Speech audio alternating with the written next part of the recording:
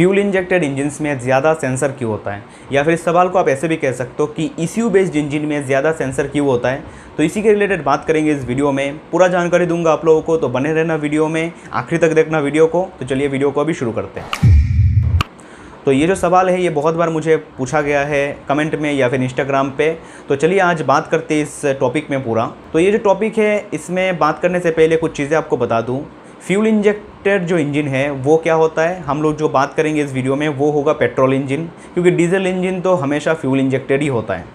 तो petrol engine जो है वो कौन सा है, जो नॉर्मली 4 व्हीलर में यूज़ होता है, वो ज़्यादातर सारे फ्यूल इंजेक्टेड है, क्योंकि इंडियन रेगुलेशन के हिसाब से आप पुराने वाले जो कार्बोरेटेड इंजन है वो नहीं यूज़ कर सकते। और मोटरसाइकिल के इंजन की बात करें तो इस 2020 से जब BS6 लागू हो चुका है इंडिया में, उसके बाद से मतलब पूरा सारे मोटरसाइकिल ही 1-2 को छोड़ के सब फ्यूल इंजेक्टेड में कन्वर्ट हो गए, क्योंकि रूल्स एंड रेगुलेशंस के हिसाब से। तो उसके रिलेटेड वीडियो होगा तो आगे कभी बनाऊंगा कि क्या क्या उसमें इम्प्लीमेंट हुआ है। तो ये जो कंपैरिजन है ये है कार्बोरेटेड इंजन्स और फ्यूल इंजेक्टेड इंजन के साथ। अगर एज एग्जांपल दो आपको, तो मान लीजिए हीरो स्प्लेंडर जो है, जो BS4 मॉडल था वो आता था कार्बोरेटर के साथ, मतलब कार्बोरेटेड इंजन, और उसी का जो अभी BS6 मॉडल है वो आता है फ्यूल इंजेक्शन के साथ। तो अगर कंपैरिजन करोगे आप दोनों गाड़ी को, तो एक में कार्बोरेटर वाले में सेंसर बहुत ही कम है, मतलब कुछ है ही नहीं, क्योंकि वो कंट्रोल होता है CDI से, क्योंकि CDI उसका सारा चीज़ देखता है और उसमें किसी भी सेंसर की उतना रिक्वायरमेंट नहीं है। तो क्यों रिक्वायरमेंट नहीं है वो आपको आगे पता चल जाएगा। और वैसे ही अगर देखें फ्यूल इंजेक्शन जो इंजन है, जैसे ही स्प्लेंडर नया वाला वर्जन, तो उसमें बहुत सारे सेंसर लगा हुआ है, और ये जो सेंसर है वो आपको किसी भी FI गाड़ी में मिल जाएगा। कुछ में कुछ ज़्यादा सेंसर होता है, लेकिन जो रिक्वायर्ड सेंसर है, जो मतलब चाहिए ही हमें, वो आपको हर एक गाड़ी में मिलेगा। तो कौन कौन से रिक्वायर्ड सेंसर है वो भी बात करेंगे इस वीडियो में। तो चलिए अभी वीडियो में और आगे बढ़ते हैं। तो सबसे पहले तो हमें जानना पड़ेगा एक इंजन को चलने के लिए जो मेजर 3 रिक्वायरमेंट है वो क्या है। तो सबसे पहले इंजन को चलने के लिए चाहिए हमें एयर, क्योंकि एयर में क्या होता है, ऑक्सीजन होता है, और ऑक्सीजन आग पकड़ने के लिए ज़रूरत है। दूसरा होता है फ्यूल, यहाँ पे फ्यूल क्या है, पेट्रोल।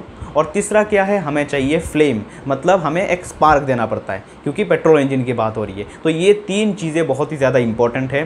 तो अभी अगर बात करें पुराना वाला जो गाड़ी था कार्बोरेटेड, और जो अभी नया वाला है फ्यूल इंजेक्टेड, दोनों में जो एयर जो है वो एयर कहाँ से आता है, एयर बाहर के एटमॉस्फेयर से आता है। और इस एयर को हम लोग कंट्रोल कैसे करते हैं, क्योंकि कंट्रोल करना सबसे ज़्यादा इंपॉर्टेंट है इंजन को रनिंग कंडीशन में लाने के लिए। तो इस एयर को कंट्रोल करते हैं हम लोग एक बटरफ्लाई वल्व से। जब हम लोग एक्सीलरेटर देते हैं, पैर से दे रहे हो गाड़ी में या फिर हाथ से दे रहे हो मोटरसाइकिल में, दोनों बात सेम ही है। एक बटरफ्लाई वल्व होता है जो कार्बोरेटर इंजन में कार्बोरेटर में लगा होता है, फ्यूल इंजेक्टेड इंजन में फ्यूल इंजेक्टर में लगा होता है। कभी कभी ये बटरफ्लाई वल्व दूसरे टाइप के भी होते हैं, मैं एज ए जनरल जो नॉर्मल बटरफ्लाई वल्व है उसी की बात कर रहा हूँ। तो जितना बटरफ्लाई वल्व खुलेगा उतना ही ज़्यादा एयर अंदर आएगा इंजन के अंदर। तो ये है सिंपल कॉन्सेप्ट। तो दोनों इंजन में सेम होता है, इसमें कुछ भी डिफरेंट चीज़ है नहीं। लेकिन अभी बात आती है दूसरी, जो है स्पार्क, क्योंकि दूसरा चीज़ तो फ्यूल है, लेकिन स्पार्क की बात कर लेते हैं पहले। तो ये स्पार्क जो है, ये स्पार्क कंट्रोल कैसे होता है, मैंने पिछला ही वीडियो में बनाया था कि स्पार्क कैसे कंट्रोल होता है। एक क्या होता है, क्रैंक पोजीशन सेंसर रहता है, जो हो सकता है एक हॉल इफेक्ट सेंसर हो, एक मैग्नेटो रेजिस्टेंस सेंसर हो, या फिर नॉर्मल एक सेंसर हो जो मैग्नेटिक टाइप होता है। उसी सेंसर से डिटरमाइन करता है वो सेंसर कि किस टाइम पे इंजन का पिस्टन टॉप में है, टॉप डेथ सेंटर में है, और उसी टाइम पे स्पार्क कराता है। तो ये जो सेंसर है ये दोनों गाड़ी में सेम ही लगा होता है, और दोनों गाड़ी का जो डिटरमाइन करता है कब टॉप डेथ सेंटर आएगा, दोनों सेम ही होता है, चाहे वो कार्बोरेटेड गाड़ी हो या फिर फ्यूल इंजेक्टेड हो। तो ये दोनों भी चीज़ हो गए सेम। तो अभी आता है थर्ड चीज़ और सबसे ज़्यादा इंपॉर्टेंट चीज़, और जिसके कारण से हमें इतना सारा सेंसर की ज़रूरत है, और सबसे इंपॉर्टेंट चीज़ भी, वो है फ्यूल। तो फ्यूल इंजेक्शन नाम से पता चलता है कि फ्यूल इंजेक्टेड इंजन जब हम कहते हैं तो उसमें सबसे ज़्यादा फोकस किस में रहता है, फ्यूल में। तो अभी चलिए सबसे पहले तो देखते हैं कार्बोरेटेड इंजन में फ्यूल कैसे सप्लाई होता था और वो कंट्रोल कैसे होता था। उसके बाद बात करते हैं फ्यूल इंजेक्टेड में क्या होता है। तो कार्बोरेटर में क्या होता है, कार्बोरेटर होता है जो इसका मेन फ्यूल कंट्रोल करता है। कार्बोरेटर के नीचे वाला हिस्से में फ्यूल स्टोर होता है, और उसमें क्या होता है, एक फ्लोट होता है। एक फ्लोट मतलब क्या है, नॉर्मली आपने टॉयलेट का जो फ्लश होता है उसमें देखा होगा, जब फ्लश हम लोग ओपन करते हैं कुछ देर बाद क्या होता है, वो फ्लश अपने आप बंद हो जाता है। तो क्या होता है, अंदर एक बॉल रहता है जो फ्लोट करता है पानी में, जब बॉल धीरे धीरे ऊपर जाता है वो बंद कर देता है वाल्व को। ऐसा ही कुछ चीज़ होता है आपके कार्बोरेटर के अंदर। कार्बोरेटर के अंदर जो फ्यूल जाता है उस फ्यूल को स्टोर रखने के लिए या ये ना हो जाए कि ज़्यादा फ्यूल निकल जाए बाहर, तो उसके लिए अंदर एक फ्लोट रहता है जो फ्यूल सप्लाई को मेंटेन करके रखता है कार्बोरेटर के अंदर। तो अभी क्या होता है नेक्स्ट प्रोसेस, जब इंजन के अंदर एयर अंदर जाता है, एयर मतलब सक होता है इंजन के अंदर, उस टाइम पे एयर का वेलोसिटी के कारण उस कार्बोरेटर के अंदर एक पॉइंट है जहाँ पे नेगेटिव प्रेशर क्रिएट होता है। नेगेटिव प्रेशर क्या है, मतलब जब हम लोग सांस अंदर लेते हैं तो हम लोग नेगेटिव प्रेशर क्रिएट करते हैं अंदर, तभी जाके बाहर का एयर अंदर जाता है। सेम चीज़ यहाँ पे भी होता है और इसको हम लोग वेंचुरी इफेक्ट भी कहते हैं, जिस प्रिंसिपल से ये होता है। तो उस नेगेटिव प्रेशर के कारण फ्लोट से, मतलब ये जो फ्लोट चेंबर है जहाँ पे ये फ्यूल रहता है कार्बोरेटर के अंदर, वहाँ से एक छोटा सा नीडल के द्वारा फ्यूल क्या होता है अंदर चला जाता है कार्बोरेटर के।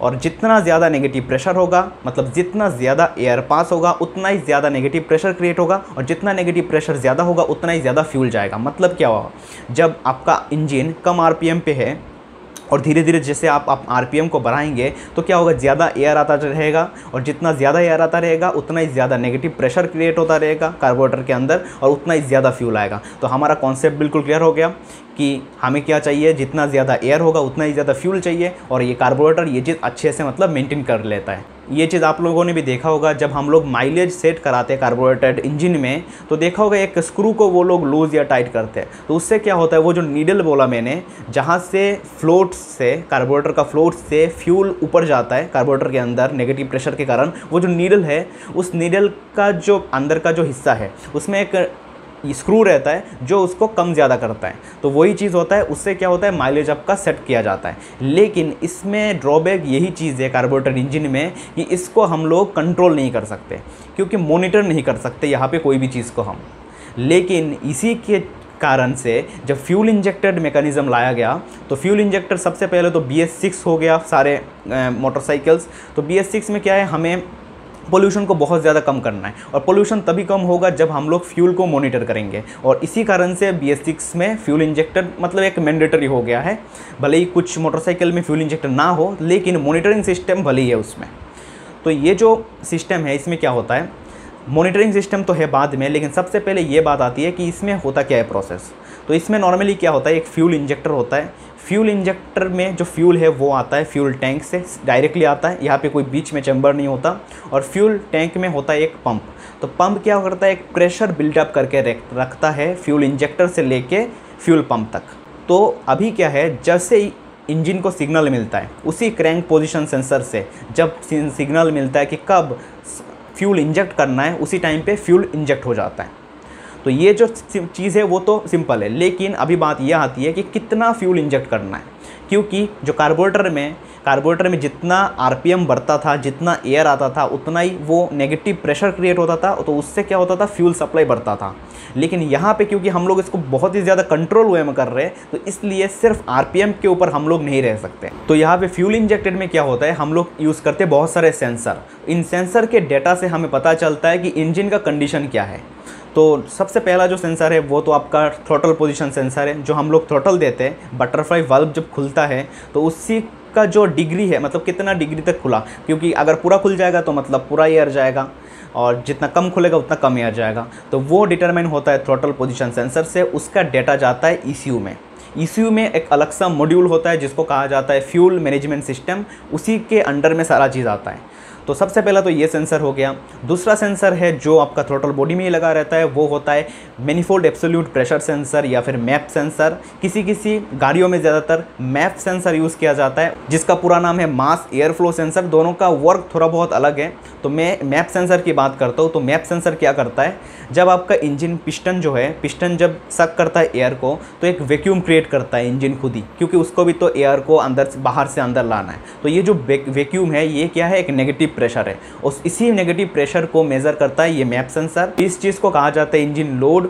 तो इंजन लोड मेजरमेंट के लिए मैप सेंसर यूज़ किया जाता है। इन सारे सेंसर्स की अच्छे से वर्किंग में कभी आगे वीडियो में बताऊंगा, क्योंकि एक सेंसर के बारे में बात करेंगे तो बहुत ही लंबा हो जाएगा वीडियो, अभी भी वैसे ही लंबा हो चुका है।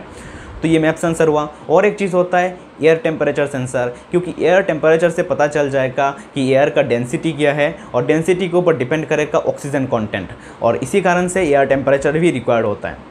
तो ये जो 3 सेंसर हो गया, उसके से तो हमें इनपुट मिल जाएगा कि कितना फ्यूल इंजेक्ट करना है। लेकिन सही में ये चीज़ मतलब सही में हम लोग फ्यूल उतना इंजेक्ट करने से सही में इंजन रन हो रहा है या नहीं, उसके लिए और एक बहुत ज़्यादा इंपॉर्टेंट सेंसर होता है, जो होता है हमारा ऑक्सीजन सेंसर, जो लगा होता है एग्जॉस्ट में। तो एग्जॉस्ट में ऑक्सीजन सेंसर क्या करता है, आपका जो फ्यूल जब बर्न होके एग्जॉस्ट गैसेस में आ जाता है निकल के, तो उस टाइम पे वो मेज़र करता है कि ऑक्सीजन कंटेंट, मैं एग्जैक्टली नहीं बोल रहा हूँ कि वो सही में ऑक्सीजन ही मेज़र करके कुछ करता है, और ऑक्सीजन मेज़र करके जो डेटा है वो भेजता है इशू में, क्योंकि उसमें वो वोल्टेज में सारा डेटा देता है। तो बस आपको बता रहा हूँ समझने के लिए। तो ऑक्सीजन जो है वो मेज़र करता है, मान लीजिए ज़्यादा ऑक्सीजन आ गया, जितना होना चाहिए उतना उससे ज़्यादा ऑक्सीजन आ गया, मतलब क्या हुआ, सारा ऑक्सीजन इंजन के अंदर बर्न हुआ नहीं है। बर्न नहीं हुआ क्या मतलब हो सकता है कि हम लोग फ्यूल ही कम दिए, इसलिए सारा ऑक्सीजन बर्न ही नहीं हुआ। तो जब ऐसा कंडीशन आएगा तो ईसीयू को ये बोलेगा कि ऑक्सीजन ज़्यादा है, तो ईसीयू क्या करेगा, फ्यूल को और थोड़ा बढ़ा देगा, फ्यूल इंजेक्शन को। और अगर ऑक्सीजन यहाँ पे कम आया जितना होना चाहिए उस रेंज से, तो क्या होगा, उसी के बाद फिर से ये चीज़ भेजेगा ईसीयू में, और ईसीयू उस टाइम पे क्या होगा, जो फ्यूल इंजेक्शन है उसको कम कर देगा, क्योंकि ऑक्सीजन जितना होना चाहिए उससे कम है, मतलब क्या है, ज़्यादा ही ऑक्सीजन बर्न हो जा रहा है। तो ये जो ऐसे कॉन्सेप्ट अगर बताऊंगा वो तो गलत है, क्योंकि हमें क्या चाहिए, हमें तो कंप्लीट ऑक्सीजन ही बर्न करना है। लेकिन असल में ऑक्सीजन सेंसर से ये ऐसे ही चीज़ें मेज़र किया जाता है, एक लूप कंप्लीट करने के लिए, फीडबैक लूप आप कह सकते हो, कंप्लीट करने के लिए। तो आशा करता हूँ यहाँ तक तो आप लोग समझ पाए होंगे कि क्या बताने की कोशिश कर रहा हूँ मैं।